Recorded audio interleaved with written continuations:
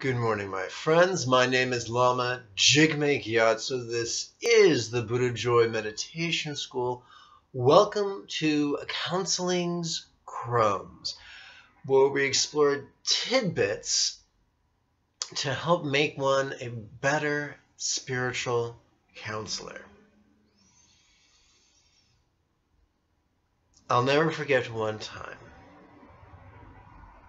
I was forced between working with a marketing maven who really seemed to know her stuff on one hand, and on the other hand, I felt like being true to the principles outlined in the Tao Te Ching, and I felt like I was being forced to choose, felt like I was being told to sell my soul, and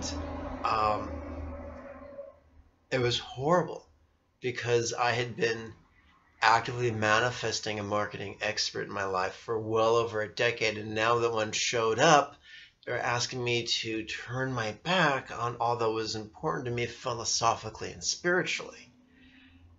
Needless to say, I chose, get thee behind me, a marketing maven. I chose to reject the path of contrivance that she was suggesting, and to continue upon Lao Tzu's path of spontaneity, centered spontaneity.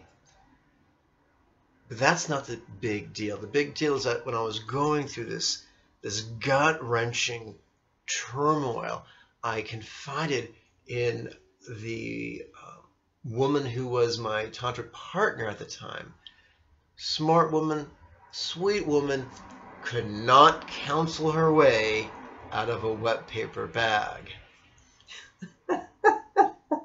And her advice to me, after bearing my heart, was, you're making too big a deal of this. This is no problem at all. Just do what she says. Forget about your ethics. So, here's the deal. When someone bears their heart to us, we must never minimize what they're going through. We must never contradict their experience, for when we do, what happens is they dig in. I'm sad. No, you're not. Oh yeah? Well, now I'm twice as sad. Fuck you. That's what happens.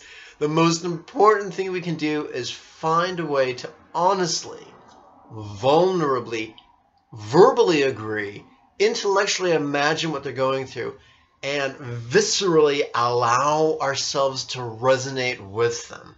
Consider, if you will, the stringed instrument from India known as the sitar. It has two levels of strings. The musician plucks the outermost string, and the bottom string vibrates sympathetically. This is important. People might not have a superior vocabulary to us, but that doesn't mean that they're emotionally stupid.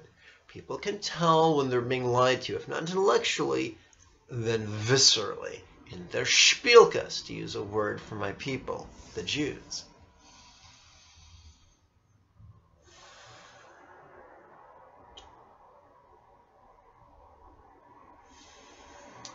One of my favorite movies from the 90s with Sean Connery was Rising Sun. In it, the majority of the cast members are gathered in a bar.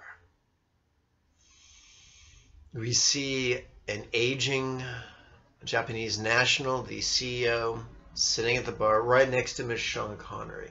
And the CEO begins to get off his chest what he's feeling.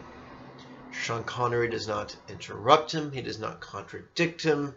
He does not pennywood-upsmanship him. He just listens. After the CEO gets what he has to say off his chest, he just sits there with a very specific posture and a very distinctive breathing pattern. Sean Connery's character does the exact same thing. He assumes the posture, he begins breathing in harmony with the CEO. Now, a practitioner of neuro-linguistic programming would say, good, you can match, and then you pace, and then you shift your posture, and you shift your breathing, and the CEO will follow along. No, that's contrivance. That's manipulation. We don't need that. Someone in counseling does not need to be manipulated. They need to be heard. They need to feel that you get what they're going through.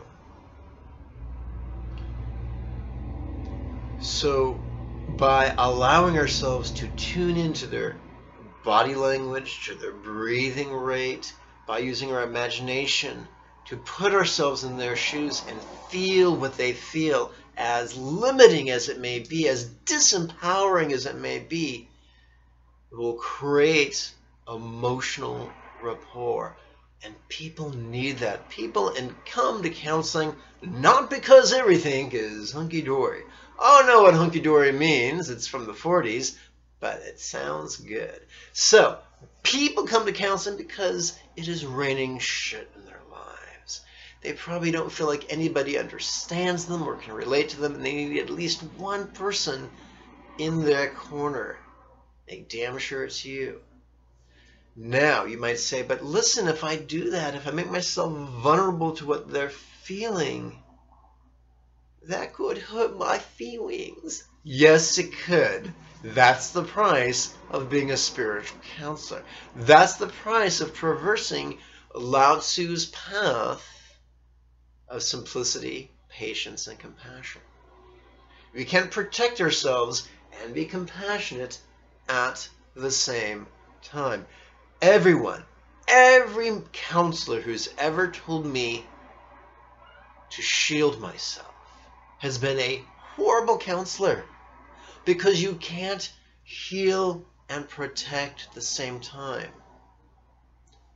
Which is why you have to have a very good spiritual practice to repair the damage done in a good spiritual counseling situation. Damage done to yourself, not to the counselee. So, in conclusion, never, never contradict someone you're counseling. Never belittle or minimize their plight. Empathize intellectually, with your imagination, with your heart, with your viscera, with your posture, with your breathing. Step into their experience. Back in the 80s, Eddie Murphy had 2 comedy albums. In one of them, he said, and this is going to be a horrible imitation of Eddie Murphy. I mean, no disrespect, I'm sincerely inept. But he said, man, I'm sick. It's cool, cars can talk now, and that's cool, but they sound white. They don't sound like me. I want to sit in the car, turn on the ignition, and when nothing turns on, I want the voice to say, yo man, someone stole your battery. Don't worry, we'll kick his ass. I thought that was great. Here's why. If the person you're counseling is mad at Mr. A, and let's pretend on a scale from 0 to 10, their anger is a 6.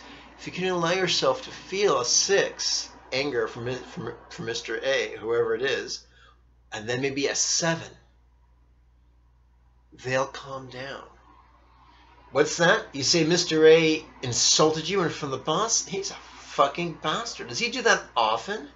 God damn, what a cocksucker. You're sitting there, you're allowing yourself to feel the anger that he is not admitting he really feels. You're doing it in a sincere, non-contrived way. And what does this guy do? Does he entrain up to your rage? No. He entrains back down from a 6 maybe to a 5 or to a 4 or to a 3. It's like you become different amplitudes on the sine wave.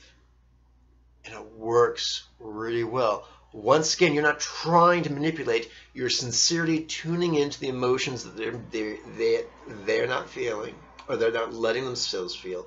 You're not accusing them.